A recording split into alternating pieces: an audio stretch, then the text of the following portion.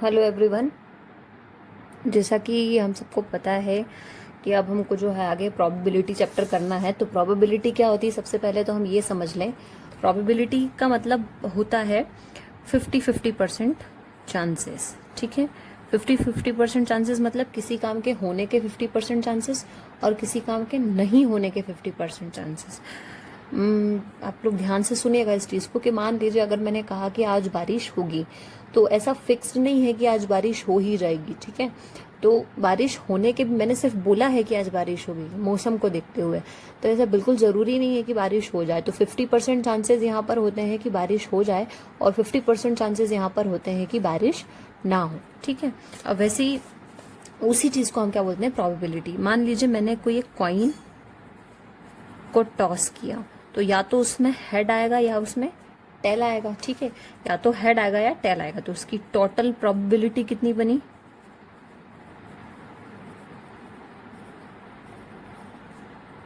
2 बनी, क्योंकि या तो हेड आना चाहिए या टेल आना चाहिए। मतलब कि दो ही प्रोबेबिलिटी, या तो हेड आएगा या टेल ही आएगा ना।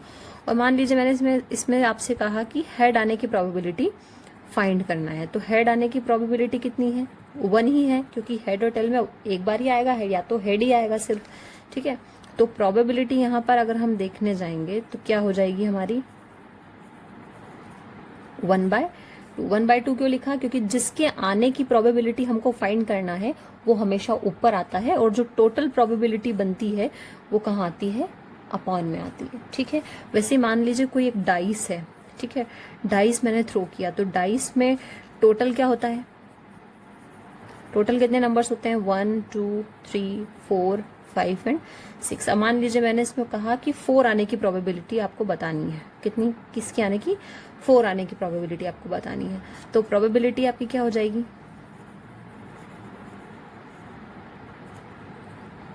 1/6। 1 क्यों, क्योंकि 4 आने की प्रोबेबिलिटी तो 1 ही है, एक ही बार आएगा ना, 4 एक ही में है, इसलिए 1 आएगा ऊपर और 6 आएगा आपका कितना, नीचे। अब इसी में मान लो मैंने बोल दिया कि ऑड नंबर आने की प्रोबेबिलिटी बताइए। अब ऑड नंबर क्या होते हैं आप सबको पता है, जो कि 2 से डिवाइड नहीं हो सकते हैं। तो एक डाइस को जब हम थ्रो करते हैं तो उसमें ऑड नंबर आने की प्रोबेबिलिटी बताइए। तो ऑड नंबर उसमें एक तो है 1, एक है आपका 3 और एक है आपका क्या, 5। ठीक है, 1 3 एंड 5 ऑड नंबर्स हैं, तो कितने, 1 2 एंड 3 नंबर्स हो गए। ठीक है, 1 3 एंड 5 मतलब टोटल कितने नंबर्स हो गए, 3। तो प्रोबेबिलिटी यहाँ पर आपकी कितनी होगी, 3/6। इसको आप कट करें तो 3 1 3 3 2 6 यानी 1/2। क्लियर है। तो इस तरीके से आपके कुछ क्वेश्चंस आएंगे प्रोबेबिलिटी से रिलेटेड, जो कि हमको क्या करने हैं, सॉल्व करने हैं। तो ये हम सारी चीजें अब करेंगे। और इसमें एक जो इंपॉर्टेंट पॉइंट है वो मैं आपको बता दूं कि probability always lies between 0 and 1। जब भी प्रोबेबिलिटी हम फाइंड करते हैं तो उसका आंसर जो है हमेशा 0 एंड 1 के बीच में ही आता है। कभी भी 0 से छोटा नहीं है, मतलब कि माइनस में नहीं आएगा, और 1 से बड़ा यानी कि 2 3 4 ये कभी भी नहीं आ सकता। हमेशा अपॉन में आंसर आता है, और 0 और 1 के बीच में ही आता है, मतलब कि अपॉन में ही आंसर आएगा प्रोबेबिलिटी का। तो ये बहुत सी बार आपकी उसमें पूछ लिया जाता है कि इसमें ऑब्जेक्टिव्स में कि probability always lie between 0 and 1 उसका आंसर होता है। अब सर्टन की बात करें तो सर्टन सिचुएशन क्या होती है यहाँ पे, जिसमें 1 आ जाए, मतलब प्रोबेबिलिटी 1 हो उसकी, और probability of situation that are impossible to happen is 0। किसी भी काम के होने की प्रोबेबिलिटी जब बिल्कुल 0 हो तो वो क्या होती है, इम्पॉसिबल कंडीशन होती है। ठीक है, तो यही चीजें आपको 4.4 के अंदर करना रहेंगी, ये वाली। ठीक है, ये हम करेंगे सारी सिचुएशन, तो आपको समझ में आ जाएगा कि मैंने क्या कहा। तो अभी इस प्रोबेबिलिटी हमारी एक्सरसाइज 4.4 है, जो कि हम इसी में करेंगे और जो कि हमारी बुक में ही हो जाएगी। तो आप लोग उसको ध्यान से बस समझ लेना। तो in the following events match correctly to indicate whether the outcomes are certain, impossible and possible. मतलब ये सारे कुछ हमको आउटकम्स दे रखे हैं यहाँ पे, इनको हमको रीड करना है और आइडेंटिफाई करना है कि इसमें से सर्टन कौन सा है, इम्पॉसिबल कौन सा है और पॉसिबल कौन सा है। तो पढ़ते हैं हम। It is night in America when it is day in India. यहाँ पर मतलब अमेरिका में जब नाइट होती है तो इंडिया में क्या होता है, दिन होता है।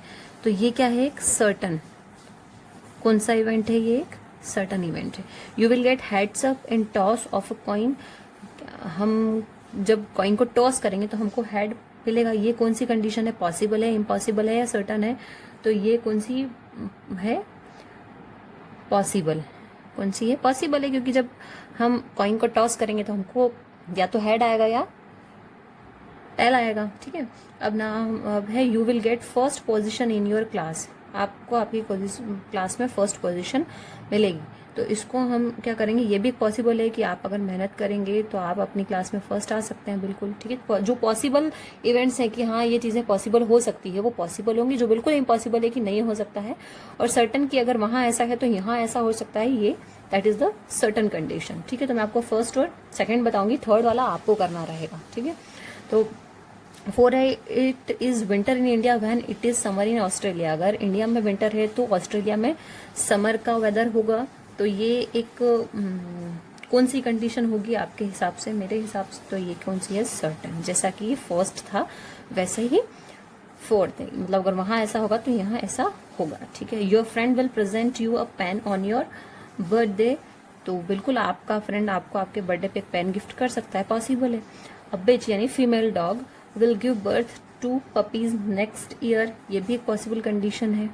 ठीक है, कि जो फीमेल डॉग होती है वो पपीज को जन्म देगी। The sun rises in the west, impossible है, क्योंकि सन जो कभी भी है वेस्ट डायरेक्शन से राइज नहीं करता है। ठीक है, cock will lay eggs next year. तो ये भी इम्पॉसिबल है। ठीक है, तो आपको पढ़ने पे ही पता चल जाएगा कि कौन सा पॉसिबल है और कौन सा इम्पॉसिबल है। आई थिंक दिख नहीं रहा है शायद, तो ये मैं आपको बता देती हूँ। सी मतलब ये सर्टन हो जाएगा, पी मतलब पॉसिबल, पी मतलब पॉसिबल, सी मतलब सर्टन, पी मतलब वही पॉसिबल, 6 पॉसिबल, ये इम्पॉसिबल है और ये इम्पॉसिबल। आई होप कि ये फर्स्ट लेटर से आपको समझ में आ जाएगा।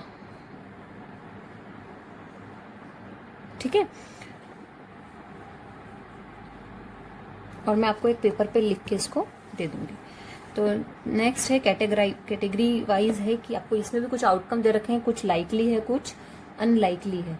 तो सेकंड जैसे कि ठीक है, it will snowfall in Kashmir in December. तो लाइकली कंडीशन है कि कश्मीर में दिसंबर में स्नोफॉल होगा, तो ये एक लाइकली कंडीशन है। You will become an engineer when you grow up. तो बिल्कुल ये भी लाइकली कंडीशन होगी। ठीक है, एल लिख रही हूँ मैं only. You will grow more than 10 feet in height. तो ये अनलाइकली कंडीशन होगी। ठीक है, तो जो लाइकली है उसके लिए मैं अब एल लिखूंगी और जो अनलाइकली है उसके लिए एन। ठीक है, your parents will meet your principal tomorrow. तो लाइकली कंडीशन है, मिल सकते हैं obviously. Saturday will be the day after Friday in the next week. ये भी एक लाइकली कंडीशन है। ठीक है, the earth moves from east to west. जो हमारी अर्थ है क्या वो ईस्ट से वेस्ट की ओर घूमती है। तो ये एक अनलाइकली कंडीशन है और ये एक लाइकली कंडीशन है। The lion is the strongest animal in the forest. अब थर्ड वाले के अंदर आपको certain, possible, impossible, likely, unlikely सारी कंडीशंस कौन सी वाली कंडीशन है ये आपको यहाँ पे आइडेंटिफाई करना है। तो थर्ड वाला क्वेश्चन आप करेंगे, फर्स्ट और सेकंड मैंने करवा दिया है। ठीक है, तो यहाँ पे आपको सारी चीजें समझ में आ जाएगी। तो अब हम जो है हमारी एक्सरसाइज 4.5 को कल करेंगे। इतना आप लोगों को इसको कंप्लीट कर लेना है। ठीक है, थैंक यू।